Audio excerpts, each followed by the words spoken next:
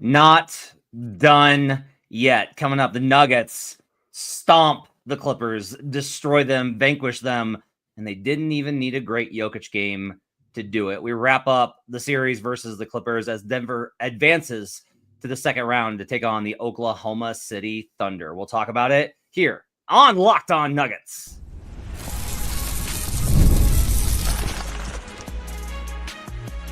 You are Locked On Nuggets, your daily Denver Nuggets podcast.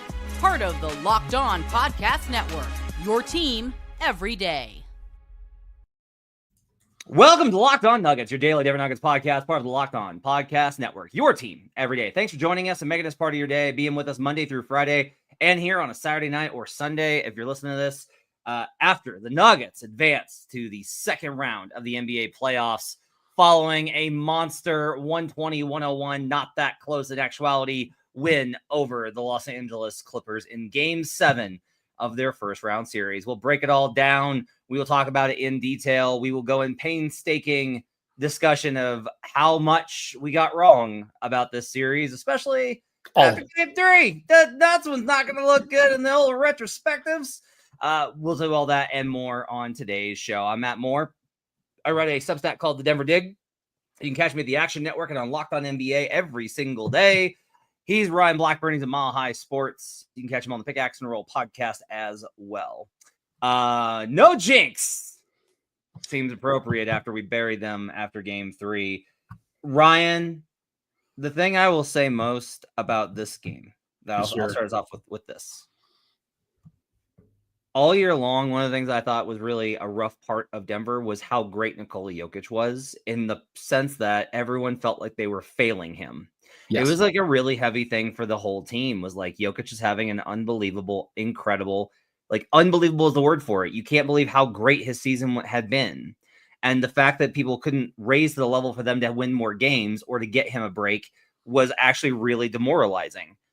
And I think it's incredibly cathartic that in a Game 7 at home, Jokic has one of his worst playoff games that we've seen, and the Nuggets steamroll the Clippers thanks to the defense and contributions of everyone on the roster that was in the top 7 guys. So, like, the top 7 guys all making plays and the defense coming through for them to get this monster win. I firmly agree. It's something I was thinking about on the way home. Like, so much of this year has been about, oh man, Jokic has just had another 30-point triple-double and the Nuggets are still struggling. Oh man, Jokic is playing pretty well against these top teams, but Denver not really getting the job done. Oh, he can't get a break. Oh, he can't do this. Like, he's doing everything. And that was one of the key arguments in the MVP case, of course, which we're going to talk about in the next few days. I have no doubt. But this was the epitome of a team win. This was exactly what you want when you're talking about a team win, from the perspective of, hey, your best guy doesn't have his best stuff. How do you respond? Do you fold? Do you allow yourself to like say, no, that's it, our best guy doesn't have it, so we're going to go home now? No. Like, Denver, and this was the great thing about the 2023 run. Yes, it was kind of the coronation of Jokic in a lot of ways, but there were so many great moments for every single person along the way that was a part of that run, including DeAndre Jordan in those 2023 runs. So, like, having this moment is a great reformation, whatever the word is, that Jokic is freaking awesome. Like, he's great. He's the best player in the world. Nobody is disputing that. But you don't win this one without a team. You don't win this one without everybody else stepping up. Russell Westbrook, fantastic performance. Christian Brown, fantastic performance. Aaron Gordon outplayed Kawhi Leonard in the biggest moment of this particular series. And just one of those games that I'm going to remember about everybody stepping up around Jokic and Murray, who did not have their best stuff, and it didn't matter because the Nuggets did. The Nuggets won the non-Jokic minutes and won them decidedly. Jeez. They started off the second quarter. By the way, like, let me take you back in time. Do you realize that the Clippers led this game by 5 after the first? I as somebody who is doing the game notes and trying to account for the different moments in time at the beginning of this game, holy cow, did it not feel good early? It felt pretty bad.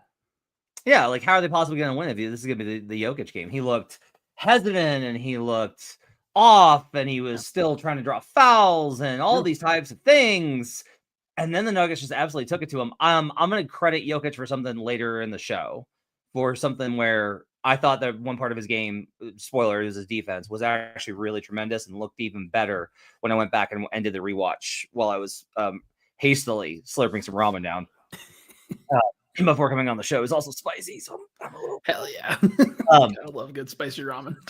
To start the second quarter, the Nuggets start off with a 16-4 run, led by Russell Westbrook, who we will talk a lot about tonight. Yeah. To me, there were three guys in total that really shaped this game, that controlled this game, that were the difference in this game. And it was Russell Westbrook, Aaron Gordon, and Christian Brown. And CB... on rewatch, his defense there's some little stuff that we'll get into. But his defense was unfreaking believable. And his offense, he got into transition and got downhill and attacked with confidence and made them punish them for being like, we're going to hide James Harden on you. And CB finally did what I've been waiting for him all series to do, which is to punish that and absolutely just be like, Harden doesn't want to defend, make him work. And once they did that, it was curtains for them. Aaron Gordon. Do it. Go off. Let's go. Let's go. I love basketball. I watch it all the time. I watch it morning, noon, and night. I get up. I start doing work. I start watching clips. I take the kids. I come back. I watch clips. I do a show. I watch clips. I'm consumed by this. I do this all the time. And one of the things that has always sparked in me since I was a kid and I first watched this stuff is that there are plays that you can make that help you win a game that don't show up in a box score. As much as I love stats and have as good of an understanding as I can have them, and I'm always working to understand them better because they're the actual factual information that backs up the events that occurred. It's the actual evidence of that. It's the quantitative era of it. There are plays that you make. And Aaron Gordon tonight had the numbers. Like the numbers were there for sure. It's not like he didn't have a good game from a box score standpoint. You know, he finishes with 22 points, 4 rebounds, 5 assists. But it was the difference of AG hit first, middle, last on Kawhi Leonard. He bodied him every single possession. Kawhi made some jumpers. Woo for the shooty hoops. Aaron Gordon beat the snot out of Kawhi Leonard tonight. He challenged him on every catch. He's challenged him on every drive. He sealed him in the post to make Kawhi work on defense to where Kawhi did not want to engage in this game. It was too physical for Kawhi Leonard because Aaron Gordon brought it. His passing was sublime. He had an underneath pass that was absolutely ridiculously sick. He had so many huge key plays. Aaron Gordon is a winner. He wins basketball games. And the Denver Nuggets are lucky to have Aaron Gordon as a centerpiece of this team, to have him be what DNVR calls Mr. Nugget, to have him be such a pivotal part of the soul of this team, because this win was less about X's and O's, though David Adelman did some work on a very overrated person in Ty Lue. I like Ty Lue, but he's overrated. But this was more about leadership, heart, hustle, and the mentality. The Nuggets played like champions tonight because that's what Aaron Gordon is. I love it. Like, here's the thing about these kinds of games. You need your stars to show up, but you also need your role players to try to take out the opposing team stars. And I think the Clippers did that as much as they possibly could with Jokic. They even did that pretty early with Murray. Kawhi went 6 of 13, 8 of 9 from the free throw line, 2 of 4 from three. Like, he had 22 points. It was a pretty good stat line. They needed more. Like, they needed him to be out there more. They needed him to be present more. They needed him more involved. And the fact that Aaron Gordon was willing to engage with him every single time and hit him every single time. And it wasn't just the hits in game 7. It was the hits in game 1, 2, 3, 4, 5, and 6. And we have credited Matt more so, obviously, over the course of that long period of time. But it is those body shots that really do numbers in these situations. And I think Jokic actually felt it too. So it can take a little bit of a learning from this, that it doesn't necessarily matter as much. Yeah, Aaron struggled in game 2 when Kawhi went off in game 2. Like, it wasn't even really his fault, but it was just the fact that Aaron stuck with it over the long haul, and it allowed him to activate and be in this position in this moment and win the game for his team. A lot of Clippers fans actually in our comments saying congrats, and I want to credit them for being good losers. That's great. That is like the way that you should behave, and like, thanks for listening to the show. Appreciate it. I think you guys have a tremendous organization. I think Steve Ballmer is the best owner in sports. I think Ty Lue is a really great coach. I think the makeup of your organization, a lot of your role players are tremendous. I think you have a great front office development staff. I think you're in a really good place. As soon as you get an actual leader on your team, you're going to be in a really good spot. Unfortunately, you have a guy that's going to duck while James Harden takes all the slings and arrows. Although Harden did duck out of media today. He did. So let's talk Russ. Absolutely. The recency bias is always a real problem because it's like the last impression is always the most lasting. And so if he has a rough series versus OKC, we won't say or feel these things. And so I want to take this moment to say this because this encapsulates the entire season. Signing Russell Westbrook was worth it. His addition to this team was worth it. Yes. Russell Westbrook is always going to be divisive. And I loved his commentary tonight where he said, it's going to be everything. It's going to be, I might make it. I might miss a three. I might turn it over. I might make a steal. I might make it down. Like, that's the epitome of how he plays. The Clippers dared Russell Westbrook to hit open threes in this game. And throughout the season, Russ shot well from the corners. And we did not pay enough attention to it because you and I maintained it can't go well in the playoffs. It never does for him. Well, buddy, it went well in the playoffs, and he knocked off the team that blamed and ditched him. Yeah. And he was a force of nature tonight. He was a one-man hurricane and ripped through that franchise. The Clippers did not have the makeup of the intensity they needed for a game 7, and the Nuggets had Russell Westbrook, and that was a huge difference in this game. I love that perspective. I do genuinely love that. And here's the thing. I've been pretty open about I didn't think that this was ultimately going to work well. I would be happy if it was, and I am happy. I really genuinely am, man. Like, I want this to be a positive experience and for him to have his moment with Denver.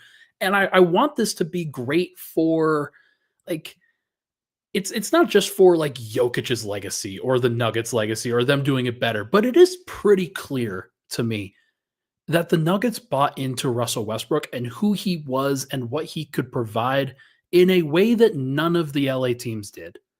Like, they adapted, the Nuggets did. They took who Russell Westbrook was and built a good team around that, and built a good team in a good situation around that, and allowed him to be who he was without trying to force him to change. The Clippers added James Harden, and you do that like because it's James Harden. But like when they did that last year, it kind of shuffled Russell Westbrook to the side and put him into a really tough situation where he's trying to adapt around those guys and Paul George, and just trying to like, they're using him as a small ball center. Denver never really did that in his time here, and maybe they'll have to at some point. Maybe that's something that they try, but like, they have allowed Russ to be Russ, and I think he's really appreciative of that in general. And this was a great kind of full circle moment on, early in the season. The shooting wasn't great. It was a little bit shaky. You don't know what the decision making is going to be like. It just didn't matter, man, because he played harder than them. And he executed when it mattered. So I'm happy for him. He totally deserves it. The way that he's bought into this Nuggets team, and he's been consistently good for this team, good for this locker room. It is a very cool experience. And the quote that he delivered tonight was that was an all-timer. Tonight, and I'll look at the season series stats sometime. Tonight on corner threes, the Nuggets shot 4 of 10. The Clippers only shot 2 of 9. They only generated 9 open threes, but like, this is a lot of it is the Clippers did not generate enough threes in this game. Yeah. Let's take coming up. I want to talk about some of the defensive stuff that the Nuggets did in order to win this game, what this says about the core, and we'll talk about Jokic and Murray's nights as well, and Christian Brown too. I think deserves some shout, and Michael Porter Jr., who once again tough as nails, man. Peyton Watson. We'll talk about that coming up on Locked On Nuggets.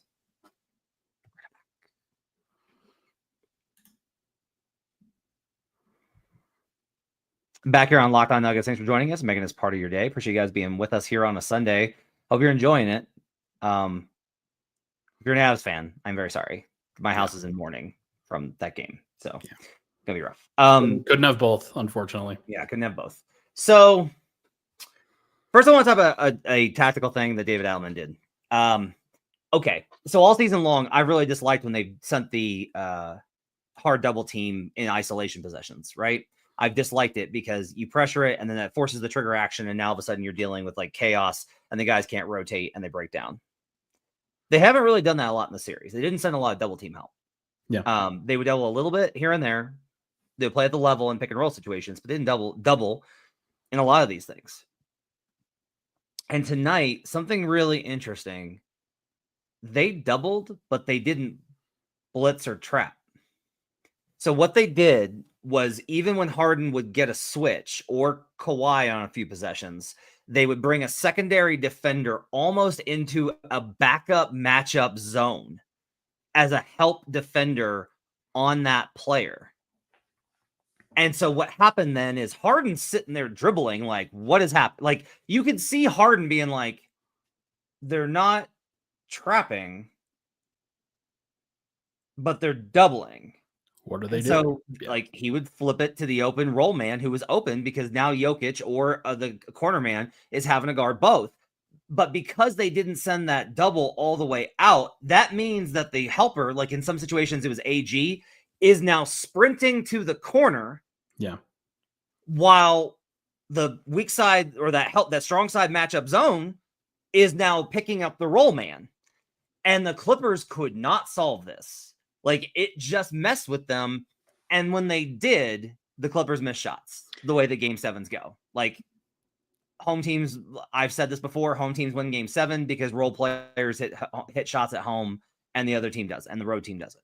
There were also possessions kind of like in that situation where Denver sends that double, but not necessarily the full-on trap, where the guy who was doubling then peels back to that roll man and just sprints and tries to disrupt that play as much as possible. And Russ was really good in that as well. It's one of the reasons why he got 5 steals. He would dig down after getting out to the perimeter and just fly in and make a decision, like force Zubats or Batum or whoever was in that role position, Powell maybe, to like maybe it was Derek Jones Jr. to make a quick decision and kind of rush it. And sometimes he would poke the ball free. So there's a lot of things that Denver was able to kind of deploy here. And it's a great sign that Denver was able to find a wrinkle, able to find something kind of late in the series that they didn't show at all before. This was a very clearly a different look that the Clippers kind of struggled to break. And it led to some really great effort plays, really great hustle plays. Also, like just having everybody in game 7 mode where you can't just let go of a play. Everybody was on a string. And that sometimes makes all of these plans a lot easier to execute when everybody's flying around at the same time. Clippers, Nuggets opened up the third quarter and went on a 24-7 run. I think there was a 21-0 in there as well. Like it was just, they blitzed them. Nuggets made 10 of 12 field goals between the 12-minute mark and the 5-minute mark of the third. 6 fast break points in that stretch. They just ran them out. And that really, you could tell the Clippers were like, they just didn't have, this, how many times has this happened where it's like, if you don't, the credit to the Wolves again for last year, because they had the last punch, and usually Denver has the last punch, and they were the last one standing. Christian was terrific. Defense was terrific. One thing on Christian I'll note is, so Harden always wants to get to his left, and Christian did an excellent job of constantly shading him away from it. Yeah. Harden was unable to get to the spots that he wanted because of the pressure that Christian was applying in positioning for the angle of where what he took away from Harden.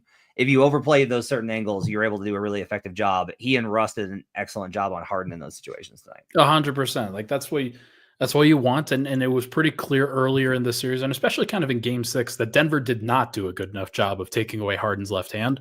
And there was a lot of people complaining about it after the last game. So credit to Denver for stepping up in that moment. Credit to Christian for stepping up in that moment. Naturally for me, like the things that I watch with Christian are how confident he's shooting the ball, how confident he's attacking in certain situations when he's got space. He even ran a pick and roll with Jokic earlier. I thought that was pretty notable. But like some of the threes that he was taking, Matt, like he's shooting that ball and he's walking into the shot after he finishes taking it. Like so very clearly knows that it's going in, that he's doing the thing where the guys do where they're as confident as they could possibly be. So a game 7 where he's doing that to me shows a lot of growth. Like he didn't used to be like that. And this has been a great growth season for Christian Braun. He's figured so many things out. I continue to maintain that Denver has to commit to him long-term. I don't think that's a problem. 15 points on 6 of 11 shooting for Michael Porter Jr., 6 rebounds and a dunk for a guy playing with one arm. Like some guys. So, when I talked about how I didn't think this was a Michael Porter Jr. series and I thought he couldn't play in it, it wasn't about his mentality or competitiveness. Because that's the thing is like Mike rises to the challenge. Like Mike has done this pretty consistently, but this was a level beyond. Like Michael Porter Jr. deserves an incredible amount of respect for what he played through in the series. This was like Mike's in a lot of pain. It is evident every stoppage. It is evident in the locker room. It is constantly evident. The thing that he was wearing on his, like underneath his jersey, it looked like one of those padded shirts that you wear before a football game. Like before you put your pads on for a football, it's just one of those compression shirts with the extra pads. Like, holy cow, man, that dude is like, he's bracing. He's probably got horse tranquilizers going on for trying to make sure that he doesn't feel as much pain as he probably does. But that dude is tough as nails. Like you made mention of this earlier to me. The 3-pointer that he hit in transition for Denver to force that first time out from Ty Lue at the beginning of the game is just one of those possessions where like, okay, you're going to have to guard him. You're going to have to run out on him. Yeah. And it's just so dangerous when you have to space like that, when you have to get out to that far. Yeah. Clippers 8 of 27 from 3, Nuggets 11 of 29. They made more, they shot more. Yeah. Clippers didn't generate good looks tonight. They just couldn't. The Nuggets defense was, and Adelman talked about this after the game. There were these tactical adjustments that I've mentioned. It doesn't work unless those guys are flying around. Yoke had an incredible defensive game. Like if they had lost, we'd be killing Joker right now because he had an absolutely terrible offensive game. And I think he's going to be very happy to never see this particular team again. Yeah. A lot of respect for Ivica Zubac and the Clippers defense, by the way. They showed up in a way that I did not expect. Bothered his jumper. He tried to go to that, crowded the paint on him, played physical, caused turnovers. They did the job. If the job is slow down Jokic, they did in this series. They really did. He won them game 4, but really, like they did the work on slowing down Jokic in this series. And he still finishes with 16, 10, and 8. But those are really pedestrian numbers for him, even if they're in 33 minutes. He was a plus 16 because of the other guys. He had 3 steals, though, and a block. Jokic's defense was tremendous. Yeah. Especially, I'll say this. So Zoo tonight goes 5 of 10 from the field. Those are all high percentage looks. And throughout the series, it has felt like Zoo has hit that turnaround hook shot a bazillion times. Joker was challenging and knocking him out of his spots when he had to rotate, which is tough to do. It's hard to be like shuffling your feet and then knock a guy Zoo size, even if you're as big as Joker, off of his spot. But he really crowded him and forced him into bad looks and bad mistakes and 3 turnovers. And Joker, I think, does deserve a lot of credit for his defensive work. Similarly, Jamal Murray really was like flying all over the place. Like Jamal was flying all over the place tonight. He worked his tail off in this game defensively. Jamal some had of those Kawhi Leonard misses were Jamal Murray just like shooting it an inch over the fact that like an inch over Jamal Murray's outstretched hand. Like he was really trying to disrupt that shot as much as possible. So Jamal got going a little bit in the second half. He finishes with 16 points on 15 shots. Only Tough 2 shot assists. making. Like, yeah. That one that he hit over 2 guys falling down was ridiculous. That was absolutely absurd. Crazy. But yeah, neither of the big 2 showed up. Not from a scoring perspective. They fought. Like there's no question that they were competing their tails off throughout that entire time. But this was, again, like this was a game that was defined by the fact that Denver had 6 different guys that scored in between 15 and 22 points. Like, how many teams can say that in a Game 7 environment? Yeah. So that's wild. Now is where I will turn and say, I may have overreacted after Game 3. Oh, yeah, you did. It's possible. Just you. That I might have buried the Nuggets a little early. I remember it only being you. And yeah, you never lost faith, especially not after Game 6. Never. I tried to tell you it was fine. Yeah, it was weird. Game 6 was oddly traumatizing for y'all Nuggets fans. Yeah. Like well, here's Swipa was shook. Everybody was like, "Oh God!" And I'm like, "You want to know?" I don't know, guys. Like that one wasn't as bad as the Wolves game. Like, I have a theory. This was Denver's 6th Game 7 since 2019. Yeah, and I think Nuggets fans have a full respect now for what a Game 7 means. And I got to tell you, this Game 7 completely different from all of the other Game 7s. There's never been a single Game 7 that has been like another Game 7 to me. All of them have been grimy, that's for sure, but they've all been grimy and gross and ugly and disgusting in different ways. This was the first one where Denver actually scored and Denver actually figured it out. But like, I was, and I'm not trying to duck this, folks. I was also very negative and did not think that Denver was going, like, I buried them several times as well. But I just think that, like, anytime you open up the door for a Game 7, you just, like, open up all the trauma that Nuggets fans have seen and everybody else has seen over the course of these last few years. And especially with that Wolves series and how horrible it was that even if you are up by 20, like, the feeling in the building today was awesome, but you could tell that people were still like very knowledgeable of the fact that they were up 20 against the Wolves last year.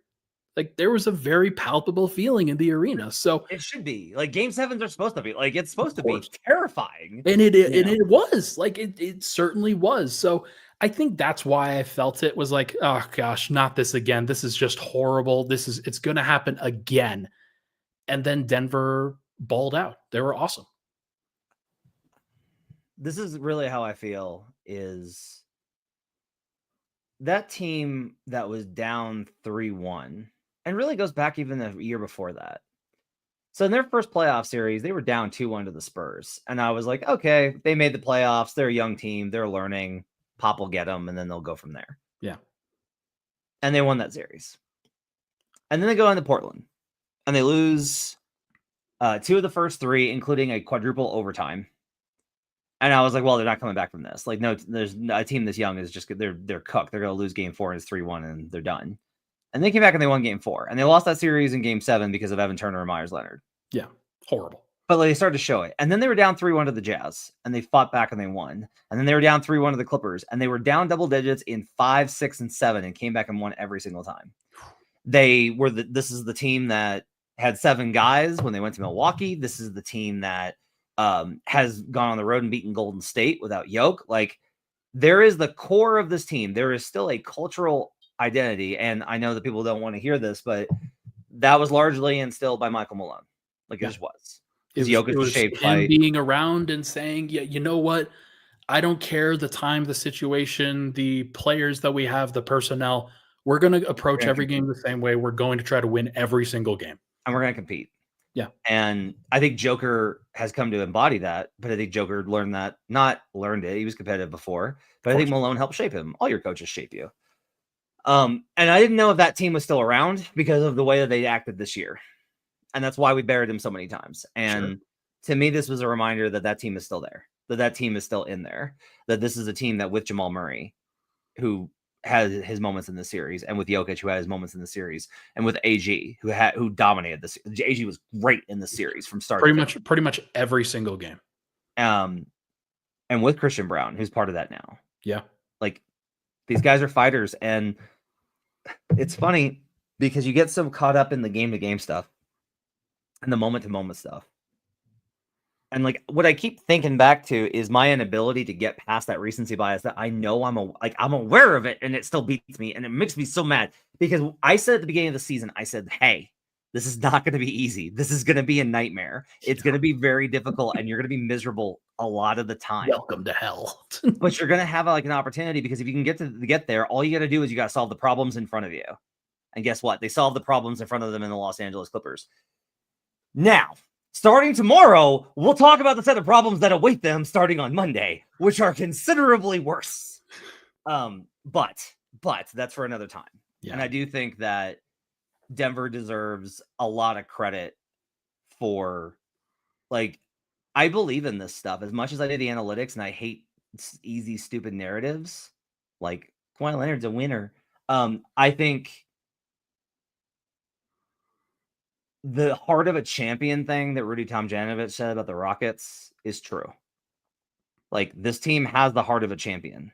Yeah. It got beat last year by a team that was hungrier. Like, make no mistake about it. Like, that was the Wolves last year. As the Nuggets had hubris and ran out of gas, and the Wolves are badasses. Like, their team name is very apt because that's how they hunt. But the Nuggets fight. They went down 0-2 last year and crawled out of that to have a 3-2 lead and then a 20-point lead in Game 7. Right. And yes, they lost. They weren't good enough because you're not going to win all of them. But by God, this team has backbone, spirit, fight, and leadership. And that's what got them a Game 7 win. The core four is still the same as the one that won the title. Christian Brown is still there. Russell Westbrook adds a different dynamic, but he is still somebody who is extremely respectable in how he is going to fight, how resilient he is going to be.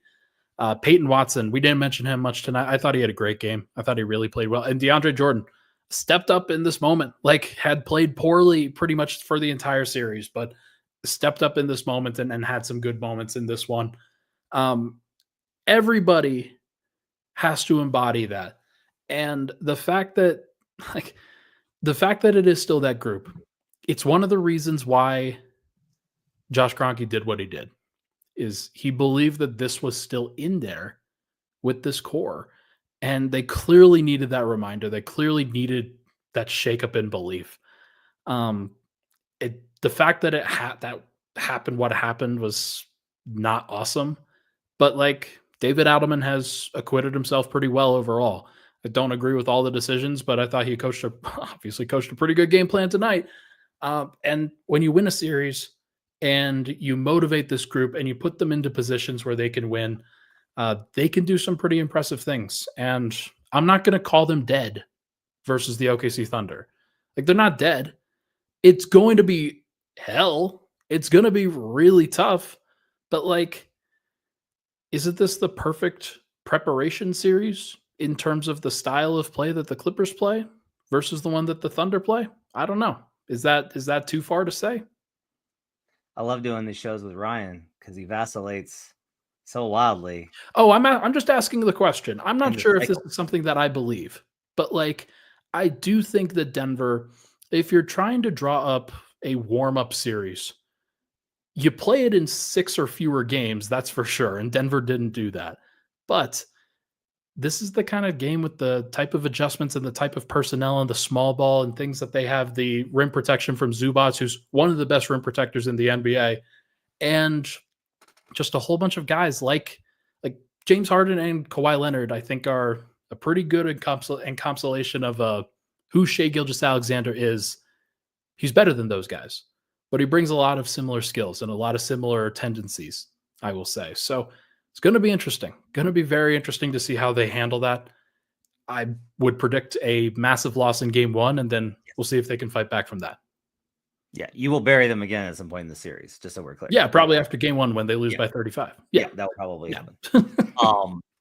Yeah, by the way, I'll pull the numbers, but the Nuggets, by the way, the Nuggets are not winning game 1. Just like go ahead and get that out of your head, like in your head right now. If they have to win 4 out of 6 is going to be the objective because they are losing game 1. There is no chance that they win game 1. That is not a no jinx thing. Anyway. That is the history of teams coming off of a game 7 on 2 days rest on the road is atrocious. These games take too much out of you. And that you want proof of that, go ask the Wolves. Okay. What a phenomenal win. Phenomenal. Thank you to the Nuggets for making us look like idiots. Shout out to Russell Westbrook, who absolutely earned this and deserves to be happy in this moment. And Ryan means that. I do. Just saying it through his gritted teeth, which is impressive. is good growth. Why, man? I can't be genuine at all. Like, come on. Okay. Thanks so much. Matt just keeps saying dumb predictions. Not wrong. Thanks so much for joining us. Appreciate you guys being with us. We'll see you guys tomorrow night. We're going to do a crossover episode with Locked on Thunder. So we'll see you tomorrow night for that show here on Locked on Nuggets. Dumb predictions. It wasn't dumb.